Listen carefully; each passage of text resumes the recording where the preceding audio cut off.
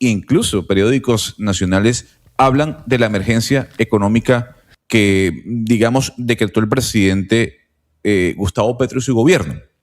Incluso esta mañana estaba viendo que se filtraron algunos impuestos que se van a implementar con esta normativa, ¿no?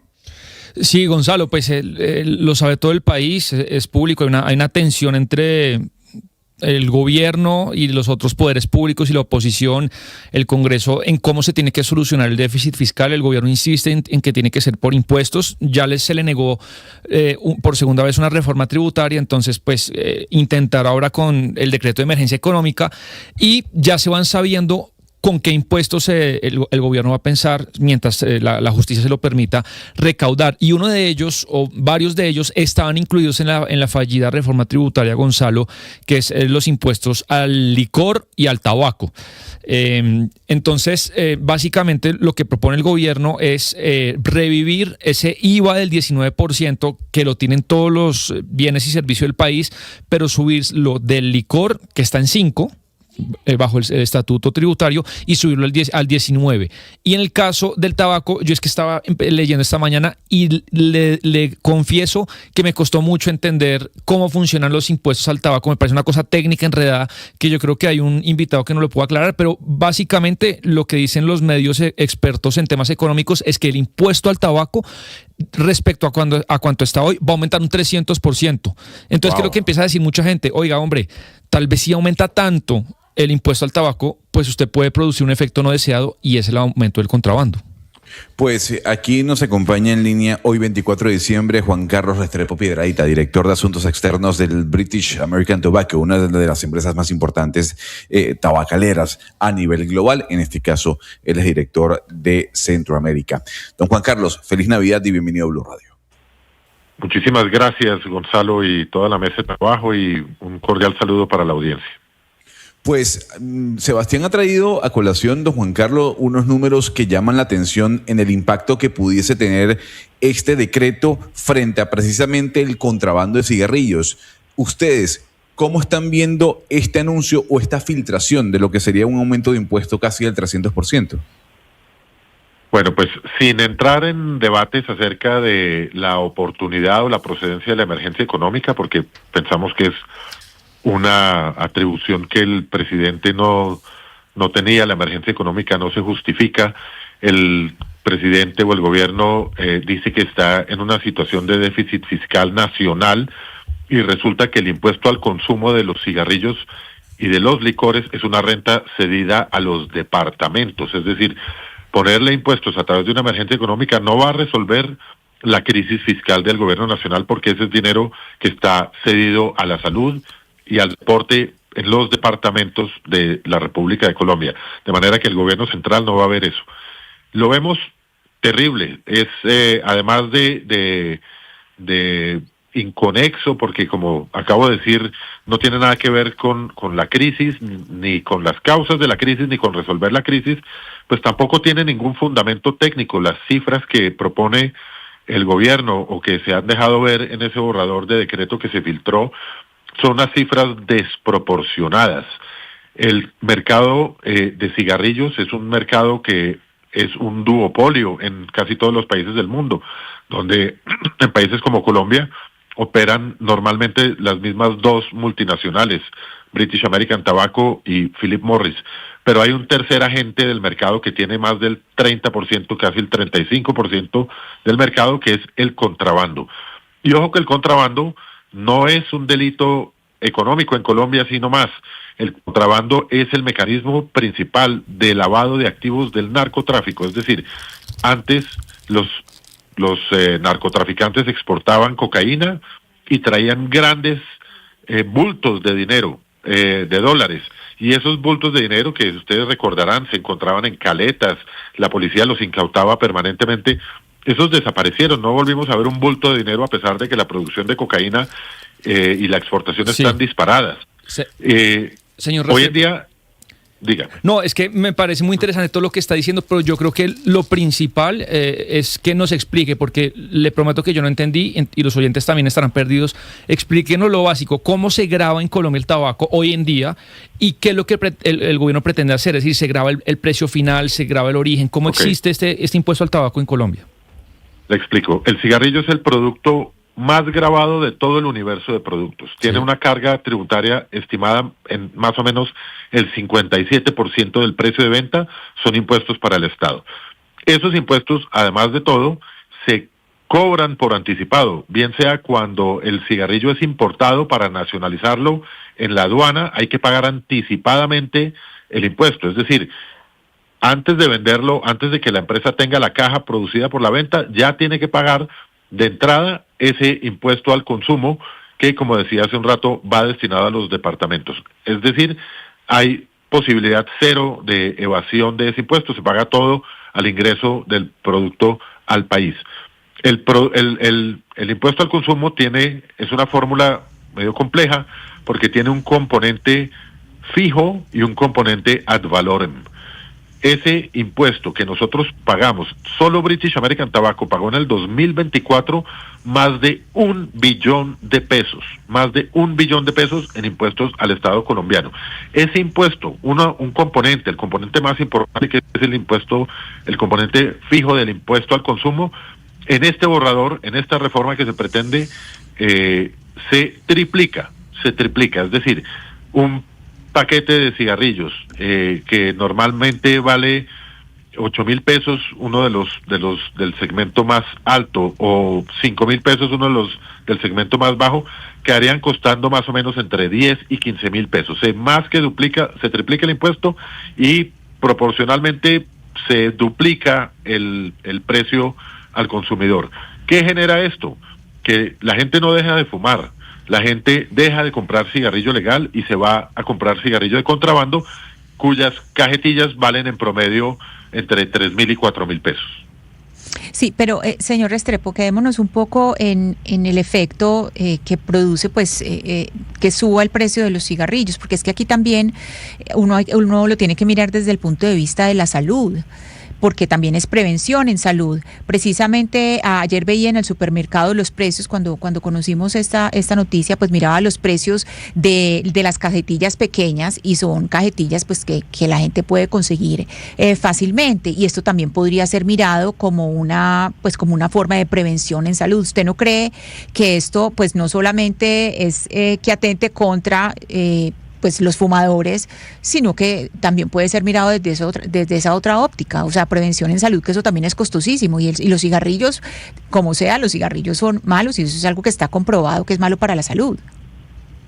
Por supuesto, es algo que reconocemos, es un producto que es para mayores, por eso es un producto que está tan reglamentado, tan grabado, tan restringido. La industria tabacalera legal no hace publicidad, no hace promoción, no hace venta a menores de edad, promueve un consumo responsable, respeta los lugares de consumo, etcétera. En el mundo hay 3 aproximaciones para analizar el tema del tabaco. Una es la aproximación salubrista, por supuesto. Los cigarrillos son un producto que causa un daño a la salud, pero son un producto legal, es un producto que no solo está permitido, sino está reglamentado en absolutamente todos sus aspectos, y como le decía, es el producto que más impuestos paga de todo el universo de productos que usted pueda encontrar en un país cualquiera. Es el producto que más impuestos paga, y esos impuestos precisamente van encaminados a financiar la salud y promoción del deporte. Son 2 actividades complementarias. Entonces los estados han hecho lo que han querido hacer, y a través de la regulación y de las políticas públicas, la industria es una industria que está, no diría arrinconada, pero está absolutamente reglamentada, y todo lo que hacemos está sujeto a las políticas públicas. Pero por otra parte, pues está el aspecto fiscalista. Los estados viven del alcohol y del tabaco en buena medida. Nosotros somos esta industria, con la de licores y con la de las apuestas, es la principal fuente de financiación de los departamentos en Colombia. Nosotros creo que somos la tercera fuente de ingresos de los departamentos en Colombia, con lo cual pues se financian otra cantidad de actividades. Y está también el hecho de que este es un país libre.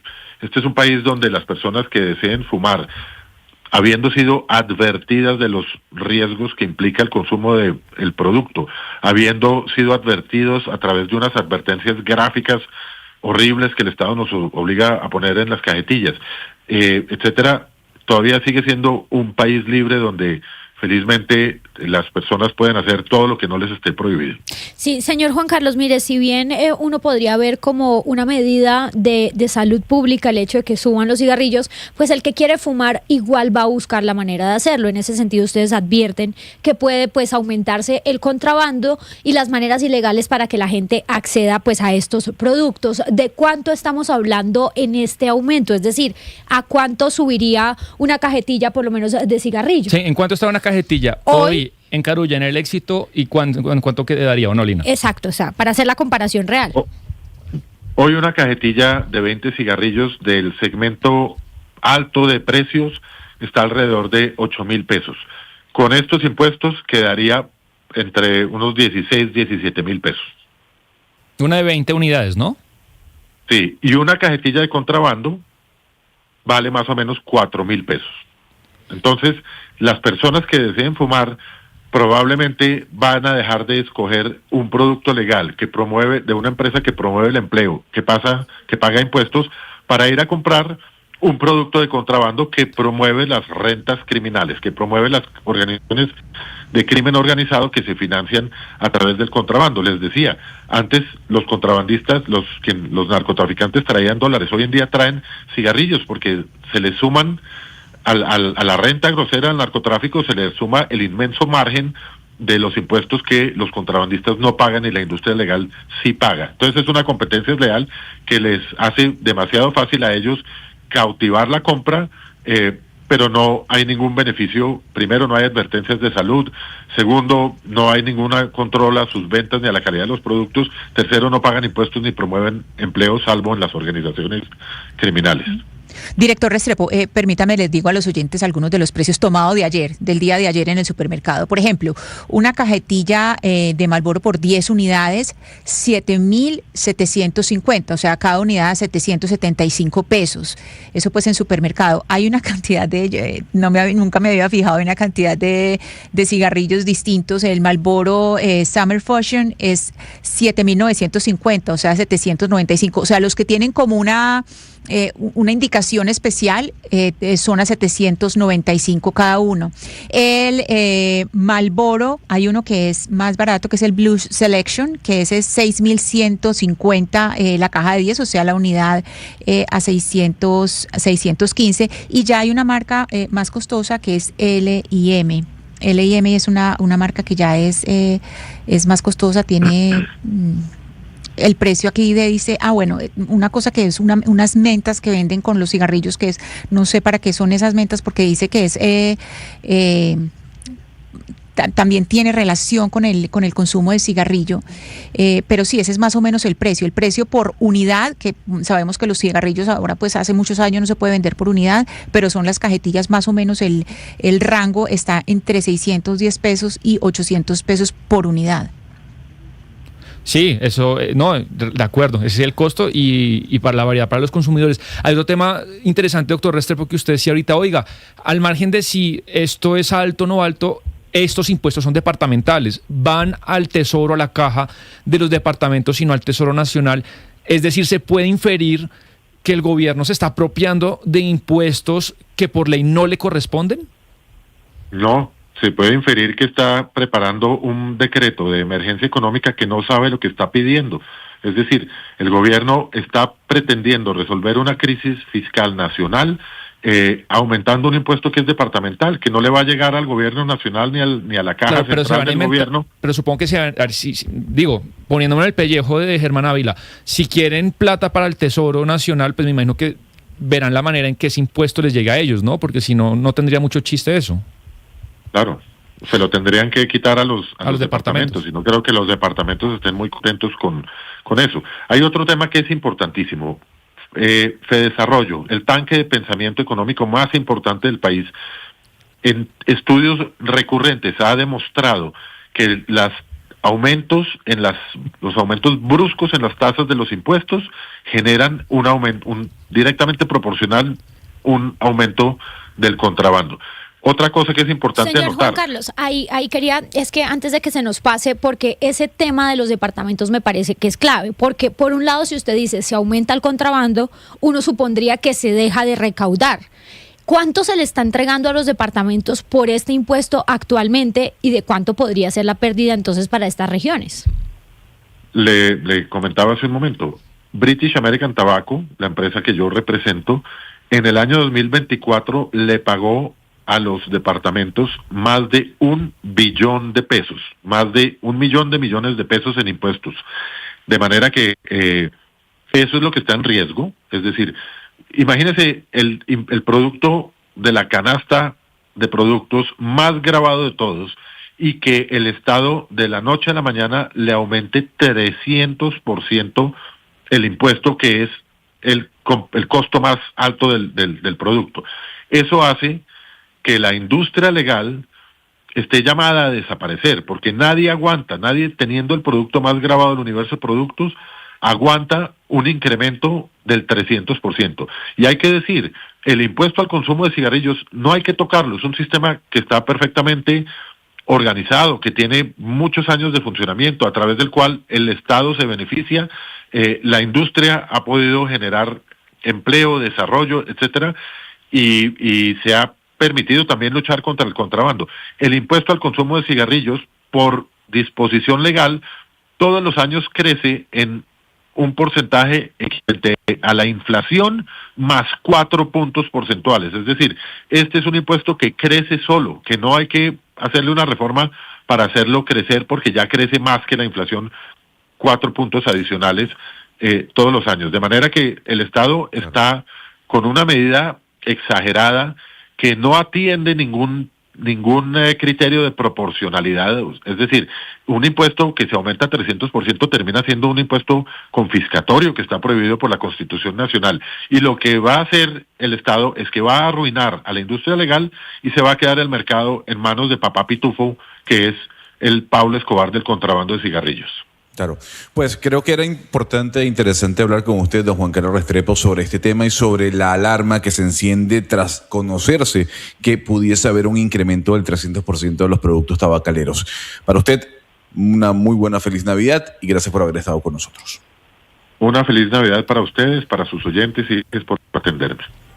Sebastián, y a mí me queda la duda con esta noticia porque la vi esta mañana aquí en Panamá, pero también se une con otra nota que se está reportando no solo en Panamá, sino en América Latina con respecto al salario mínimo, porque el presidente Gustavo Petro habló de un salario vital, pero no dijo en cuánto va a quedar. Le pregunto, ¿qué entiende usted por salario vital? O sea, ¿hasta qué tope, hasta qué monto pudiese llegar el presidente Gustavo Petro decretando esto hasta el 30 de diciembre que tiene como fecha? Sí, el gobierno introduce ese concepto de salario mínimo vital y móvil, y es que a partir de una canasta básica en la que se entiende que es lo mínimo que necesita una familia, una persona para vivir, según esa canasta que puede variar cada año, que debajo de esa canasta nunca debería estar el salario mínimo. Pero uno dice, bueno, entonces, ¿en cuánto tendría que aumentar? Nadie, pues yo no he oído a nadie que tenga con certeza en cuánto está esa canasta, pero bueno, en días... Pero permíteme hacerle una consulta. Señor. Una cosa es la canasta alimenticia y otra cosa es la canasta básica.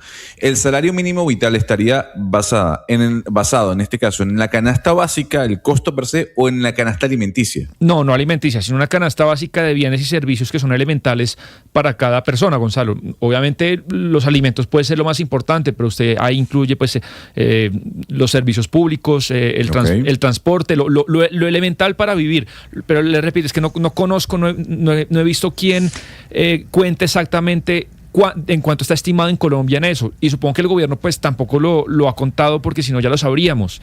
Sí, lo que pasa, Sebastián, es que, a ver, el salario vital, el mínimo vital, eso es definido por la Organización Internacional de Trabajo y se supone que es el salario que le debe alcanzar, pues eso ya, digamos, se mide en cada país lo que debe alcanzar para alimentación, para vivienda, para salud y para educación, ¿cierto? Entonces es distinto, pero no hay un porcentaje y ese es el problema. Digamos, se estaba haciendo un cálculo esta mañana, hacían un cálculo de que era lo que se gana más o menos una persona y media, es decir, un salario y medio, que eso sería más o menos, y por eso se ha hecho, se ha especulado esta mañana el cálculo con 2 millones de pesos, pero el problema es que, claro, la definición la da la OIT, pero no hay un porcentaje. Entonces eso, si uno oye al ministro, pues queda como un poco como a voluntad o a discreción del gobierno. Sí, y en cada país pues los precios son diferentes, claro. y si usted computa pues, educación privada, educación pública, ¿de qué estamos hablando?